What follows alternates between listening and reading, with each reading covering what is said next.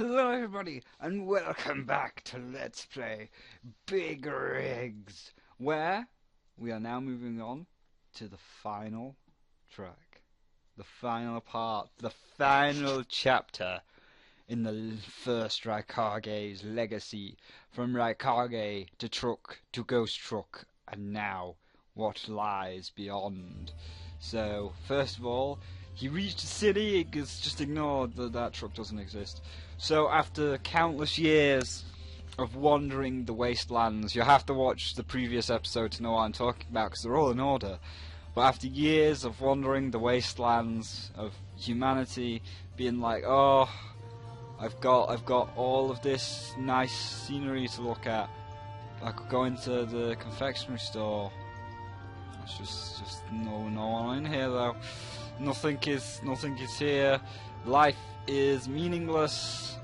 What am I gonna do? He decided he'd had enough. Like this was his final area where he made his decision. He was like, I am now making a solid decision that I will think long and hard before I do this, as something happened to him during his countless years, and he finally snapped. This was him after wandering the wastes of humanity, the empty wilderness, because all of the earth had been reduced to nothing but dust from the nuclear war that happened, so there was not any living creatures except for maybe plants, some living plants like Venus flytraps maybe, but pretty much there was no life left, and all the world, like here, was just a complete mess, and this was the world's end. He drove and drove because the nuclear war had turned the world flat, and this was the edge of the world. This is the village at the end of the world, at the edge of the world, and he was like, I have reached my decision that I'll probably just run around this city while I prepare myself for my destiny, for what I'm about to do, because I can't take it anymore. Because you see, during those countless years of wandering the wastes, a creature appeared to him, and it was a black ender dragoness, because as we know from Minecraft, they live in a completely different dimension. But it was a black ender dragoness who has a wicked mad crush on the 10th Doctor, and she come from her dimension and said, I've been sent by David Tennant, 10th Doctor, and he has a message. He forgot to tell you this, but if shit ever gets fucked up like it is right now, where you lived for countless years alone, and he forgot to tell you this because he was a bit busy that day, so really sorry if you actually suffered, but you have actually got a special power from the resurrection crystal, not only to go through walls, but you see, if you go into reverse, you go really wicked fast. Like, you have literally got warp drive in your reverse lights or your reverse wheels, and if you ever go into reverse, you won't only go through to warp drive, you will go so fast that it's like, like Star Trek, how the highest warp factor you can get is like warp factor 9, and even then it's really dangerous to go into warp factor 9. You usually only go to like 7, maybe 8, because 9 can just blow the Enterprise apart.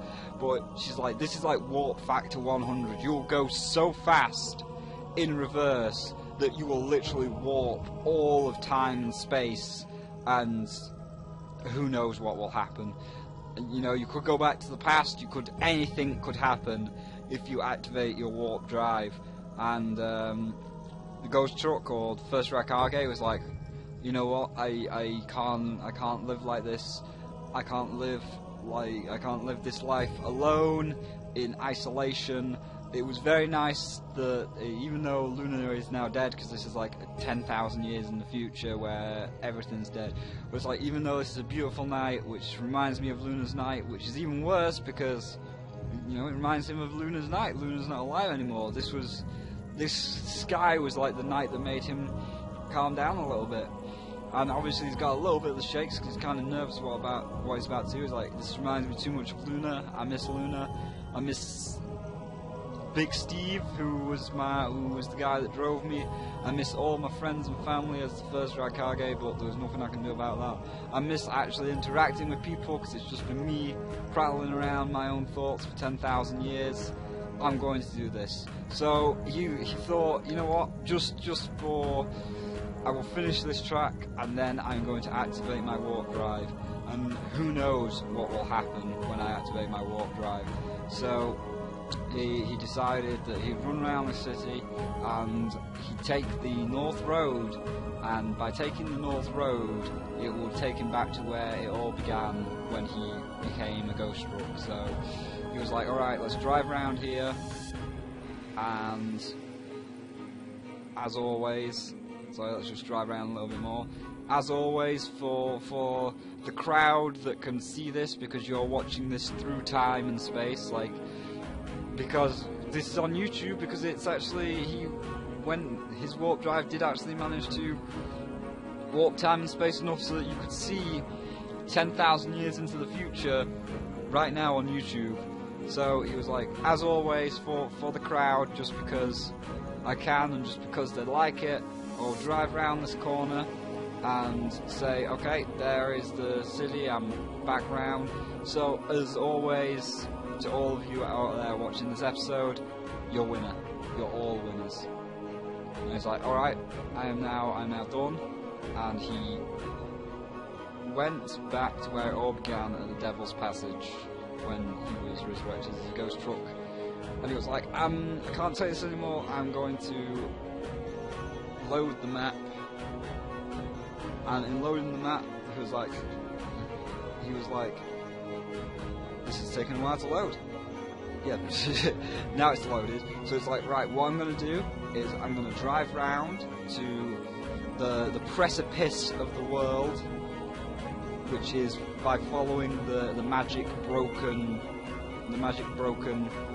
oil rig line. So he went off-road to follow the name of this game, and he was like, this is it. This is where it all began.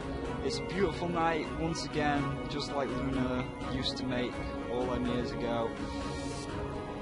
I'm going to stare out into the world's end, and I'm going to do it.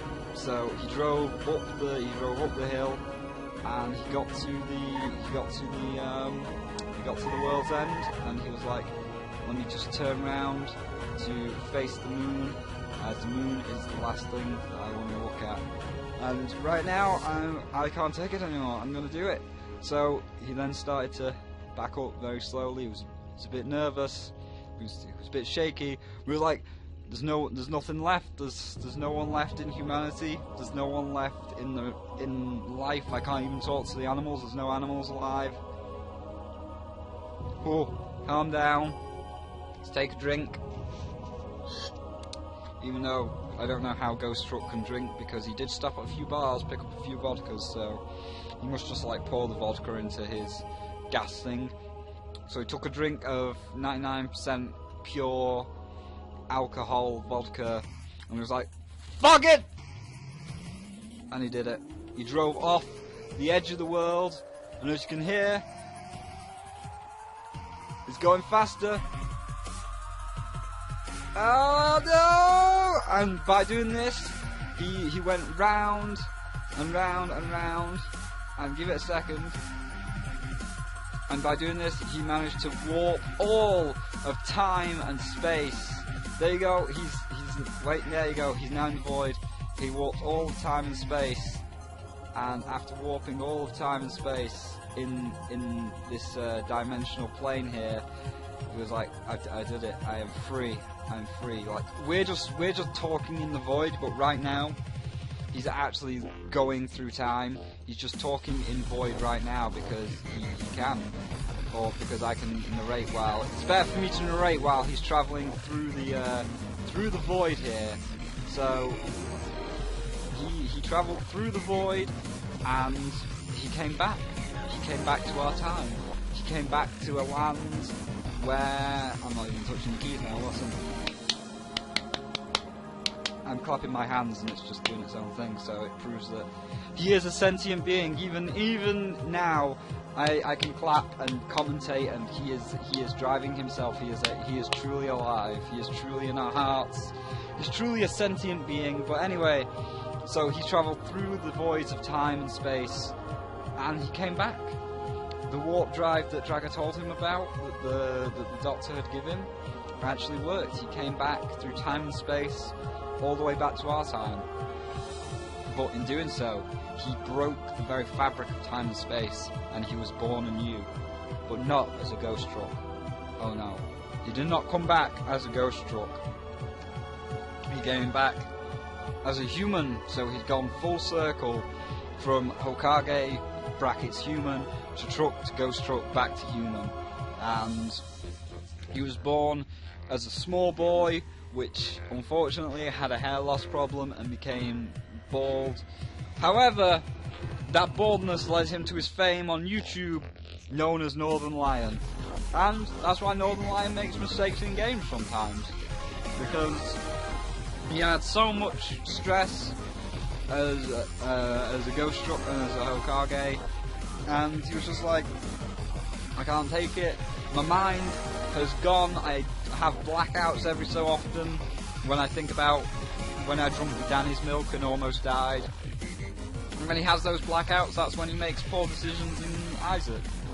He's like, I don't know what I could have done to increase my chances, although I should have took the crystal ball rather than Guppy's head, but don't matter, because you all love me anyway. So, yeah. That is the legend of Ghost Truck. In fact, he actually became Northern Lion. And now, as you can see, is reaching the end of the time and space thing. His soul is ascending into the heavens to be placed within the small human child that will come to be known as Ryan. And there he goes. We've just got to wait for the Photoshop lights to disappear, and that will be the end. So thank you all for listening to the legendary tale, the legacy of the Ghost Truck, and I will see all of you in the next one for a bonus episode. Leave a like if you like the fact that Ghost Truck became Northern Lion, and if you enjoyed the story, feel free to subscribe, and I will see all of you in the final part, which is actually a bonus part, so see you then.